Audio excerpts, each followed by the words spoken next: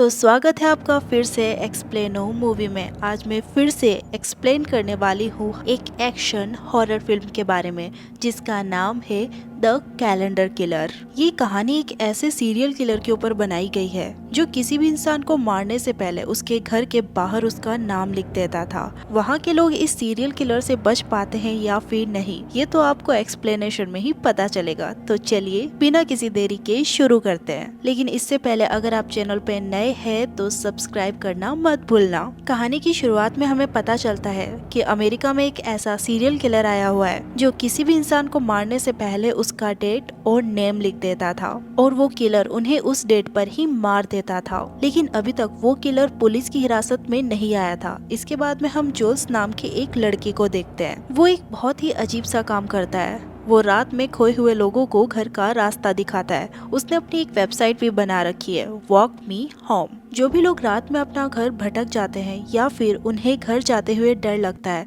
तो जूल्स उनकी हेल्प करता है उन्हें घर पहुंचाने में। तभी रात को एक कॉल आता है। कॉल के पीछे एक लड़की थी। वो लड़की बताती है कि रात काफी ज्यादा हो चुकी है और मैं बस स्टैंड पर खड़ी हूँ। यहाँ पर कुछ लड़के हैं जो मुझे देखकर गंदे गंदे कमेंट्स कर रहे हैं और मुझे ही घूरे जा रहे हैं। मुझे काफी ज्यादा डर लग रहा है, प्लीज मेरी जान बचा लो। तो जूल्स उसे कहता है कि आसपास कोई भी गाड़ी खड़ी हो तो तुम उसके बोनट पर जाकर बैठ जाओ। लड़की ऐसा ही करती है, लेकिन तभी गाड़ी का मालिक वहाँ पर आ जाता है और ऐसा करने से लड़की की जान भी बच जाती है। इसके बाद जूल्स टीवी को ऑन करता है। उसके अंदर कैलेंडर किलर की ही न्यूज दिखाई जा रही थी, लेकिन जूल्स इस बात को ज्यादा सीरियसली नहीं लेता है। तभी जूल्स के पास में उसके फादर का कॉल आता है, लेकिन जूल्स उनका कॉल नहीं उठाता है। उसके बाद हमें पता चलता है जूल्स जहाँ पर रह रहा है वहाँ उसकी बेटी भी उसके साथ रहती है।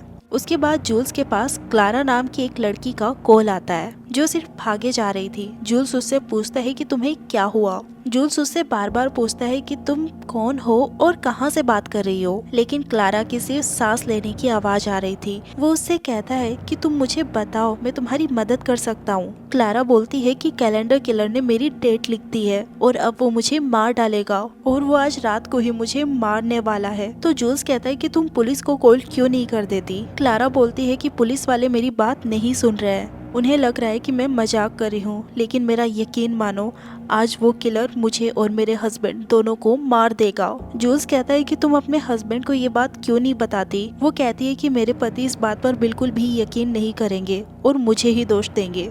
अब सीन शिफ्ट होता है। हमें दिखाया जाता है कि एक आदमी किसी की तलाश कर रहा है। अब वो आदमी किसकी तलाश कर रहा है वो तो हमें आगे ही पता चलेगा। अब जूल्स क्लारा से उसकी लाइफ के बारे में पूछने लग जाता है। क्लारा बताती है कि मैं और मेरे हस्बैंड एक जगह पर घूमने गए थे। वहाँ हमारी काफी लोगों से मुलाकात हुई। वहाँ मेरे हस्बैंड ने मुझे ऐसी चीजें खाने के लिए मजबूर किया जो चीजें मुझे बिल्कुल भी पसंद नहीं है। उसके हस्बैंड का नाम मार्टिन है। मार्टिन उससे कहता है तुमने मेडिसिन खाना क्यों बंद कर दिया, शायद इसी वजह से तुम डर रही हो। क्लारा कहती है कि वो टेबलेट्स मुझे सूट नहीं करती है, वो मुझे पागल बना देती है। लेकिन मार्टिन उस पर प्रेशर डालता है कि कुछ भी हो जाए तुम्हें वो टेबलेट्स लेनी होगी। इसके बाद में मार्टिन क्लारा को दूसरी जगह पर ले जाता है और उसकी ड्रिंक में बेहोशी की दवा मिला देता है। वहाँ पर काफी सारे लोग होते हैं और जब क्लारा बेहोश हो जाती है तो मार्टिन उसे बांध देता है और उसे जोर जोर से मारने लगता है। इससे क्लारा को काफी ज्यादा दर्द महसूस हो रहा था। यहाँ हमें पता चल जाता है कि मार्टिन सच में एक बहुत बुरा इंसान है। जूल्स ये सारी बातें पूछकर क्लारा का ध्यान भटकाना चाह रहा है। अब वो उसकी फैमिली के बारे में पूछता है। क्लारा उसे बताती है कि मेरी एक छोटी सी बेटी है जिसका एमिली नाम है। जूल्स उसे बताता है कि मेरी भी एक बेटी है 6 साल की जिसका फेबिना नाम है। वो उसे कहता है कि तुम्हारी छोटी सी बेटी है, कम से कम उसके लिए तो कोई भी गलत कदम मत उठाना। लेकिन हम क्लारा को देखते हैं जो कि गाड़ी में बैठ जाती है और एक पाइप के थ्रू वो गाड़ी का धुआं गाड़ी में ही छोड़ने लग जाती है। वो गाड़ी को स्टार्ट कर देती है। वो सारी खिड़कियां बंद कर देती है क्योंकि वो दम घोटकर मरना चाहती थी। वो फोन भी काट देती है, लेकिन वो ज्यादा देर तक धुएं को सहन नहीं कर पाती है और गाड़ी से बाहर आ जाती है। तो ऐसे करके क्लारा की जान बच जाती है। तभी हमें दिखाया जाता है कि जूल्स के पास में फिर से उसके फादर का कॉल आता है। जूल्स उनका कॉल उठाता है। उसके फादर उससे पूछते हैं कि तुम मेरा कॉल क्यों नहीं उठाते हो। जूल्स अपने फादर से कहता है कि आज मुझे बहुत ज्यादा इमरजेंसी थी,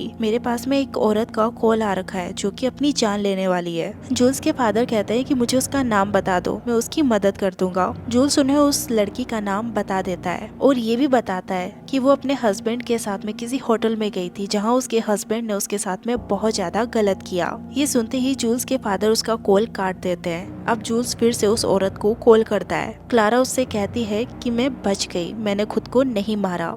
जूल्स उससे पूछता है कि तुम इतना सबको सहन क्यों करती हो। तब क्लारा कहती है कि मेरा पति बहुत ज्यादा पैसे वाला है, इसीलिए वो अपनी ही चलाता है। यहाँ जूल्स भी बताता है कि पहले मैं फायर डिपार्टमेंट में काम करता था और मैंने काफी औरतों से बातें की है, उनकी जान बचाई है। बहुत सारे हस्बैंड अपनी वाइफ को मारते हैं, पीटते हैं, लेकिन जब जब मैंने किसी भी औरत की जान बचाई है वहाँ पर पुलिस पहुँच जाती है और उनके जो हस्बैंड है वो वहाँ से भाग जाते हैं। क्लारा कहती है कि तुम तो मुझे सही से जानते भी नहीं हो, फिर तुम मेरी जान क्यों बचाना चाहते हो। जूल्स बताता है कि मेरी भी पत्नी थी जो थोड़ी सी पागल थी, मैंने उसका इलाज करवाने की बहुत ज्यादा कोशिश की, लेकिन एक दिन उसने खुद ही खुद की जान ले ली और आज वो मेरी छोटी सी बेटी को अकेला छोड़कर जा चुकी है। जूल्स बताता है कि एक दिन उसकी पत्नी ने खुद को एक कमरे में बंद कर लिया। उसने बहुत सारी ओवरडोज ले ली थी और अपने ही कमरे में आग लगा ली थी। उस टाइम जूल्स फायर डिपार्टमेंट में काम करता था। उसके पास में कॉल आता है कि तुम्हारे घर में आग लगी हुई है, लेकिन जब तक मैं घर पहुंचा तब तक मेरी पत्नी जिंदा नहीं थी, लेकिन मेरी बच्ची जिंदा थी क्योंकि उसने उसे एक कमरे के अंदर बंद करके आग लगाई थी और ये दिन मैं आज तक कभी भी भूल नहीं पाया।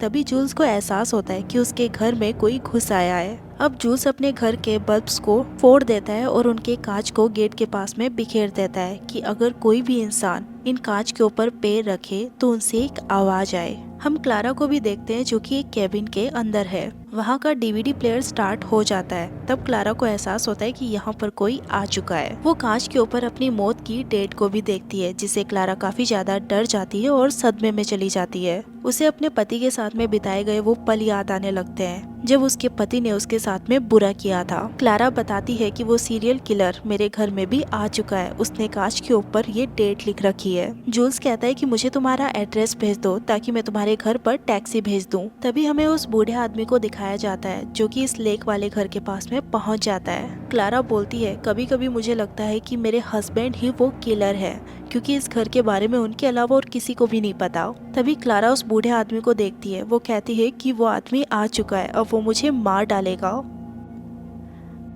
इसीलिए क्लारा चुप रहने के लिए कॉल को भी कट कर देती है। हमें पता चलता है कि वो आदमी घर के अंदर भी घुस चुका है। वो क्लारा को ढूंढने की कोशिश कर रहा है, लेकिन क्लारा पीछे के रास्ते से भाग जाती है। अब उस बूढ़े आदमी को पता चल चुका है कि क्लारा भाग चुकी है, इसीलिए वो उसके फुटप्रिंट्स के थ्रू उसका पीछा करने लगता है। तभी जूल्स के पास में उसके फादर का कॉल आता है। वो उसे बताते हैं कि मैं उस होटल के बाहर ही खड़ा हूँ। यहाँ हमें पता चलता है कि वो बूढ़ा आदमी और कोई नहीं, जूल्स के फादर ही हैं। लेकिन वो जूल्स से ये झूठ बोल देते हैं कि मैं होटल के बाहर खड़ा हूँ।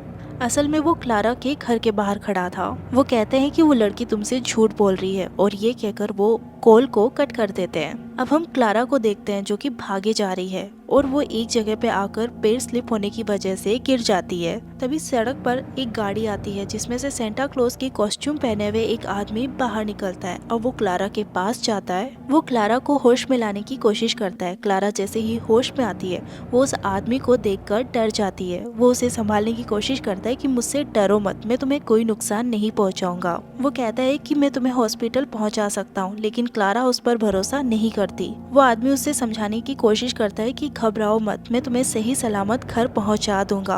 अब क्लारा उस पर यकीन कर लेती है और उसके साथ में चली जाती है। अब हम क्लारा के हस्बैंड मार्टिन को देखते हैं। जैसे ही वो घर आता है तो उसे क्लारा कहीं पर भी दिखाई नहीं देती है। वो क्लारा के पैरों के निशान देखता है। वो समझ जाता है कि क्लारा यहाँ से जा चुकी है। वो अपनी गाड़ी लेता है और वहाँ से निकल जाता है। जूल्स के फादर भी मार्टिन का पीछा करने लग जाते हैं। इसके बाद हमें क्लारा दिखाई जाती है।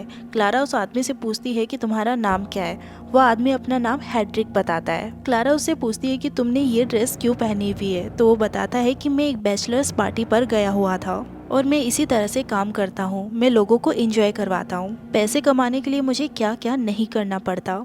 अब क्लारा जूल्स को कॉल करती है और कहती है कि मुझे लिफ्ट मिल चुकी है और मैं सिटी की तरफ जा रही हूँ। जूल्स उसे कहता है कि तुम आज रात किसी पर भी विश्वास नहीं कर सकती हो। तभी हमें दिखाया जाता है कि जूल्स की बेटी जग चुकी है, इसीलिए जूल्स अपनी बेटी के कमरे में उसे सुलाने के लिए जाता है। उसकी बेटी मम्मी मम्मी चिल्ला रही थी, मतलब वो सो नहीं रही थी। क्लारा भी ये सब सुन रही थी। क्लारा जूल्स से कहती है कि अगर तुम्हें उसे सुलाना है तो तुम्हें लोरी गानी होगी, लेकिन जूल्स कहता है कि मुझे लोरी नहीं आती है। क्लारा बोलती है कि तुम अपने फोन को अपनी बेटी के पास में लेकर जाओ, मैं लोरी गाऊंगी तो वो सो जाएगी। जूल्स ऐसा ही करता है। क्लारा जैसे ही लोरी गाती है तो उसकी बेटी सो जाती है। अब क्लारा जूल्स को बताती है कि वो किलर मेरे घर पे भी आया था, मेरा पीछा भी किया था, लेकिन मैं किसी भी तरह बच गई। अब बस 1 घंटे में 6 दिसंबर की ये रात बीत जाएगी। अब क्लारा उस आदमी से सिगरेट मांगती है। तभी उसे पता चलता है कि इस आदमी के पास में बेहोश करने की और करंट देने की दवाइयाँ और मशीनें हैं। अब क्लारा उस आदमी को गाड़ी रोकने के लिए कहती है। गाड़ी रुकते ही मार्टिन भी वहाँ पर आ जाता है। अब मार्टिन उस कॉस्ट्यूम पहने हुए आदमी को बहुत ज्यादा मारने लगता है। क्लारा उससे कहती है कि प्लीज इसे मत मारो। अब क्लारा उस आदमी को उठाती है, उसकी मदद करती है और उससे माफी भी मांगती है। अब क्लारा मार्टिन के साथ में जाने लगती है। मार्टिन उस पर काफी ज्यादा गुस्से में है। वो कहता है कि तुम पार्टी बीच में ही छोड़कर क्यों आ गई। क्लारा मार्टिन को बताती है कि कोई सीरियल किलर मुझे मारने वाला है। तुम देख सकते हो कि यहाँ पर उसने डेट भी लिखी है, वो आज रात को ही मुझे मार डालेगा। मार्टिन कहता है कि ये सब सिर्फ तुम्हारा वहम है। अगर तुमने अपनी ये बकवास बंद नहीं करी तो मैं तुम्हें फिर से पागल खाने में डाल दूंगा और फिर से तुम्हें वो सारी मेडिसिन भी लेनी पड़ेगी। क्लारा मार्टिन से कहती है कि ये सब मेरा वहम नहीं है। अब क्लारा अपने घर पर कॉल करने लगती है। साथ ही साथ वो मार्टिन से भी कहती है कि तुम मेरे साथ में बहुत बुरा बर्ताव करते हो। यहाँ पर मार्टिन कहता है कि तुम मुझे गुस्सा दिला रही हो। मार्टिन कहता है अगर मैं तुम्हारे साथ में इतना बुरा कर रहा हूँ तो तुम मुझे छोड़कर क्यों नहीं चली जाती। अब मार्टिन को बहुत ज्यादा गुस्सा आ गया था, इसीलिए वो अपनी पत्नी को थप्पड़ मार देता है। वो क्लारा से कहता है कि तुम मुझे छोड़कर जा ही नहीं सकती, अगर तुमने ऐसा कुछ भी किया तो मैं तुम्हें जान से मार डालूंगा। अब क्लारा काफी ज्यादा उदास हो जाती है। दूसरी तरफ हमें जूल्स दिखाया जाता है जो कि अपने ही घर में डरा हुआ है। उसे लग रहा है कि उसके घर में कोई घुस आया है, इसीलिए वो अपने ही घर में यहाँ वहाँ देखने लगता है, लेकिन उसे कुछ भी नजर नहीं आता है। चलते चलते वो उन्हीं कांच के टुकड़ों पर पैर रख देता है जो कि उसने वहाँ पर बिछाए थे, लेकिन इससे उसका काफी ज्यादा खून बहने लगता है। तभी जूल्स के ऊपर एक हुडी पहने हुए लड़का हमला कर देता है। जूल्स को अब चाकू भी लग चुका था। वो लड़का बालकनी के अंदर जाकर लटक जाता है। जूल्स उसे कहता है कि मैं तुम्हें कुछ भी नुकसान नहीं पहुंचाऊंगा, अगर तुम यहाँ से गिर गए तो तुम्हारी जान भी जा सकती है। अब क्लारा और उसका हस्बैंड घर पहुंच जाते हैं। तभी क्लारा अपने हस्बैंड को करंट लगा देती है, क्योंकि उसने वो करंट डिवाइस हेड्रिक से ले लिया था। वो अपने हस्बैंड को गाड़ी के अंदर लॉक करके अपने घर में भाग जाती है। तभी हमें पता चलता है कि इनके पीछे जो बूढ़ा आदमी है, जूल्स के फादर, वो भी आ चुके हैं। क्लारा जैसे ही अंदर जाती है वो अपने घर के बाहर कांच के टुकड़ों को पाती है। वो समझ जाती है कि मेरे घर में कोई आ चुका है, इसीलिए वो अपने बेबी सीटर वीगो को आवाज लगाती है। तभी हमें पता चलता है कि जिस आदमी ने जूल्स पर हमला किया था वो वही बेबी सीटर था।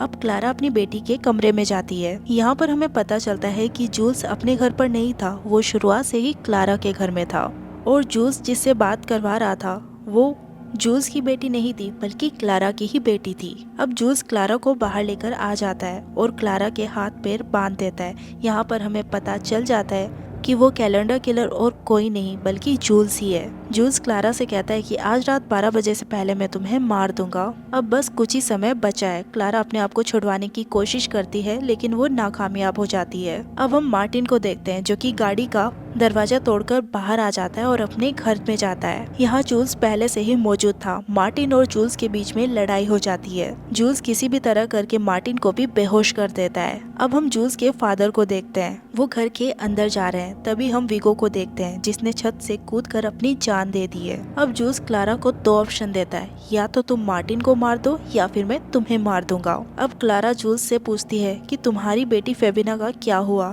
तो जूल्स कहता है कि वो मारी जा चुकी है और मेरी पत्नी भी मारी जा चुकी है, मैं अकेला रहता हूँ। वो उसे कहता है कि तुम्हें सिर्फ अपने पति को मारना है जिसने तुम्हें बहुत ज्यादा टॉर्चर किया है। क्लारा कहती है कि अगर मैंने ऐसा किया तो इसके बाद में तुम मुझे भी मार दोगे, लेकिन वो कहता है कि मैं तुम्हें नहीं मारूंगा, मैं तुम्हें जिंदा छोड़ दूंगा। वो क्लारा के हाथ पैर खोल देता है। अब क्लारा काफी ज्यादा डरी हुई है।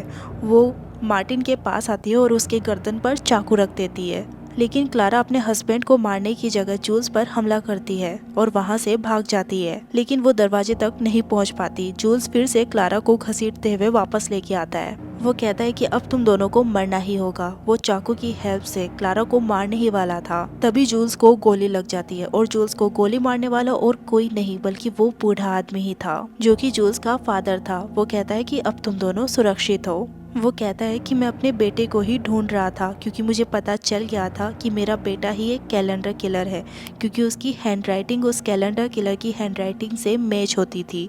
मैं और लोगों को तो नहीं बचा पाया, लेकिन मैंने तुम्हें बचा लिया।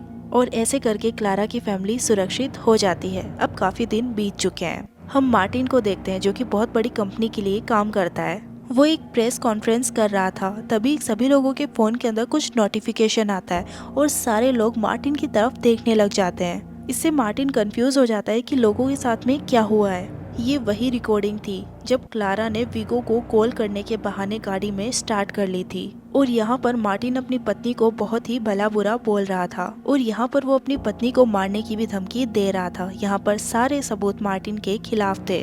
अब मार्टिन को पुलिस पकड़कर ले जाती है और अब क्लारा अपनी लाइफ अच्छे से जीने लगती है। तो इस तरह से ये मूवी यहीं पर एंड हो जाती है। आप लोगों को ये एक्सप्लेनेशन कैसा लगा कमेंट में जरूर बताना, और चैनल को सब्सक्राइब करना मत भूलना।